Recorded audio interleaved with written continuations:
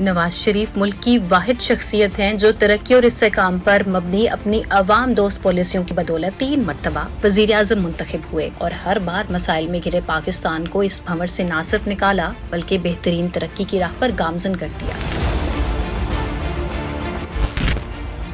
نواز شریف نے 1990 کو پہلی بار وزارت عظمیٰ کا منصب سنبھالا تو ملک کی صورتحال انتہائی خراب تھی۔ مہنگائی، لوڈ شیڈنگ اور بدامنی اپنی انتہا کو چھو رہے تھے۔ کراچی کے حالات نہایت خراب تھے۔ روز کی بنیاد پر اموات معمول تھا۔ 3 جون 1990 کو سندھ میں دہشت گردی اور ڈاکو راج پر قابو پانے کے لیے فورس طلب کر لی گئی۔ اس دوران مہنگائی کی شرح 12% تھی۔ تاہم وزیر اعظم نواز شریف نے ان حالات میں بھی ملک بھر میں موٹر ویز بنانے کا اعلان کیا۔ نواز شریف کی عوام دوست پالیسیوں کے نتیجے میں 1992 میں مہنگائی کم ہو کر 10% کی شرح پر آئی اور جب 18 جولائی 1993 کو نواز شریف کی حکومت پر شب خون مارا گیا تو مہنگائی کی شرح مزید کم ہو کر 9% ہو چکی تھی۔ پھر 17 فروری 1997 کو نواز شریف دوسری بار وزیر اعظم بنے تو ایک بار پھر انہیں تباہ حال پاکستان کا سامنا تھا اور مہنگائی کی شرح 11% تھی۔ انہوں نے ایک بار پھر شب و روز محنت کی اور 1998 میں مہنگائی کی شرح کو کم کر کے 7% پر لائے، جبکہ 12 اکتوبر 1999 میں جب دوسری مرتبہ ان کی حکومت ختم کی گئی تو اس وقت مہنگائی کی شرح 5% تھی۔ تیسری مرتبہ 2013 میں عوام نے نئے جوش اور ولولے کے ساتھ انہیں اقتدار سونپا تو ایک بار پھر ملک کو خوفناک دہشت گردی،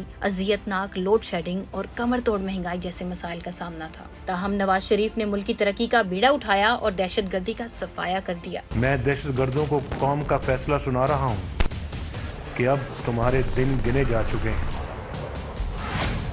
پھر 1 سال بعد ہی 2014 میں مہنگائی کی شرح کم کر کے 8% پر لے آئے۔ نواز شریف کے تینوں ادوار میں عوام کے روزمرہ استعمال کی چیزوں کی قیمتوں میں زبردست کمی ہوئی اور آٹا، گھی، چینی بے حد سستے ہوئے۔ نواز شریف نے 2015 میں مہنگائی کو 4% تک محدود کیا، 2016 میں 2.9 تک لائے اور جب 2018 میں مخصوص ٹولے نے ایشین ٹائیگر بننے کے راستے پر گامزن ملک کا رخ موڑتے ہوئے نواز شریف کو اقتدار سے نکالا تو اس وقت مہنگائی کی شرح 3%